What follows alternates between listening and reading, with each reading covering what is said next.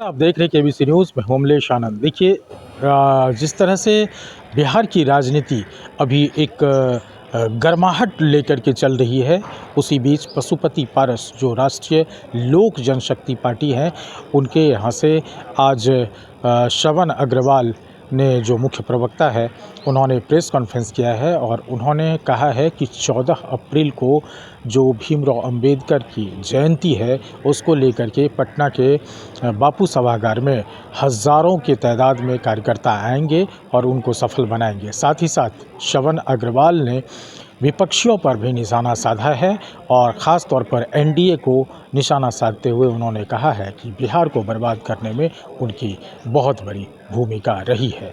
सुनिए क्या कुछ कह रहे हैं श्रवण अग्रवाल। 14 अप्रैल को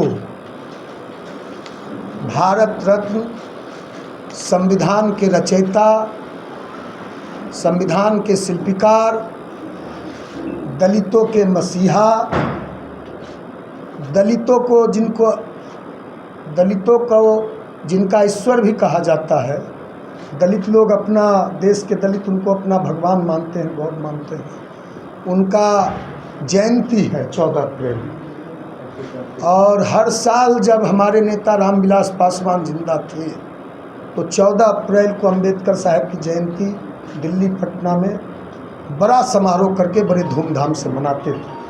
तो उन्हीं के छोटे भाई हैं रामविलास पशुपति कुमार पारस, और उन्हीं के कंधों पर जिम्मेवारी है राष्ट्रीय लोक जनशक्ति पार्टी की और ओरिजिनल लोक जनशक्ति पार्टी की। तो पारस बाबू के नेतृत्व में यह निर्णय लिया गया कि पटना के बापू सभागार में 14 अप्रैल को अंबेडकर साहब की जयंती मनाई जाएगी।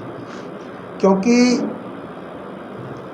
हम लोगों ने किसी बड़े गांधी मैदान में या बड़े मैदान में यह करने का निर्णय लिया था, लेकिन सरकार ने जगह नहीं दिया, तो हम लोगों ने बापू सभागार में करने का निर्णय लिया। और बापू सभागार की क्षमता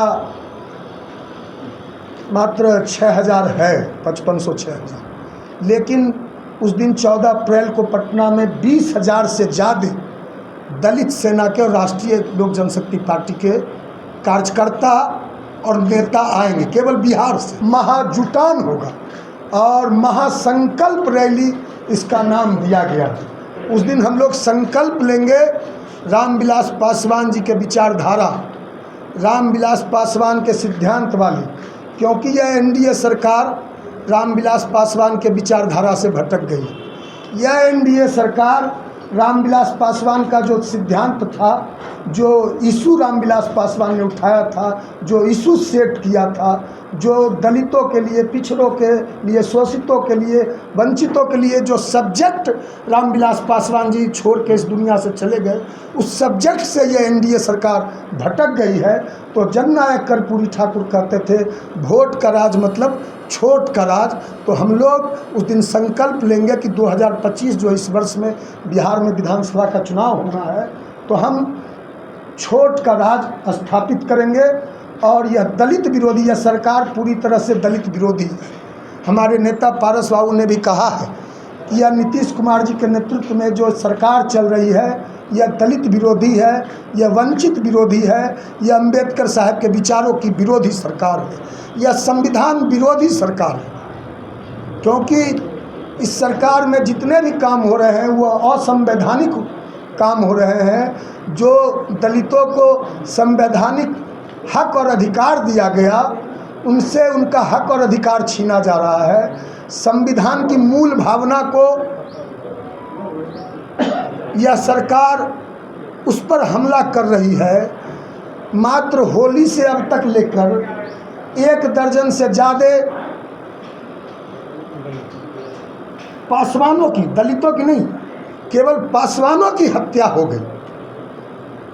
और जो अपने आप को एक बताता है, हमने पहले भी कहा कि वह विदेशी है, वह ईस्ट इंडिया कंपनी का पार्टी का राष्ट्रीय अध्यक्ष है। मैंने पहले भी कहा ईस्ट इंडिया कंपनी पार्टी का राष्ट्रीय अध्यक्ष हम क्यों बताते हैं, उसको बिहार का आइटम बॉय हम क्यों बताते हैं?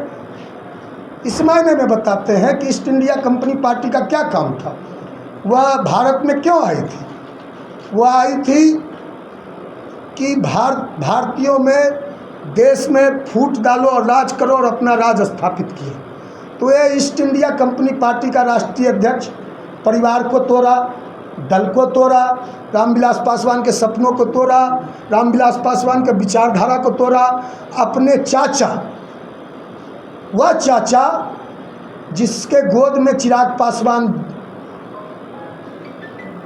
जब से जन्म लिया, जिनके गोद में खेल के कूद के, जिनके गोदी में लाड़ प्यार से पला बड़ा जवान हुआ, और जिन्होंने 2014 में खुट्टा गाड़ के जमुई में पशुपति कुमार पारस जी ने, रामविलास पासवान जी बोले थे पारस जी को कि तुम्हारी जिम्मेवारी है चिराग को लोकसभा भेजना।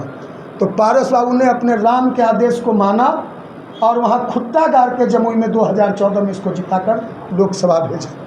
उस पशुपति कुमार पारस जी को कहा कि आपके हमारे खून में फर्क है। तो आपने सुना, श्रवण अग्रवाल ने विपक्षियों पर जो हमला किया है वो हमला वक्फ बोर्ड के जो बिल है उसको लेकर के है, जितने भी अल्पसंख्यक मुसलमान भाई हैं उनको लेकर के है, और साथ ही लालू प्रसाद यादव के बारे में भी उन्होंने, कारण कि जब पूछा गया कि क्या आप महागठबंधन में जा रहे हैं इस चुनाव में, तो उन्होंने कहा कि अभी ऐसा कोई निर्णय नहीं लिए हैं, लेकिन ये निर्णय बहुत ही जल्दी पशुपति पारस लेंगे। अमलेश आनंद, KBC न्यूज़, पटना।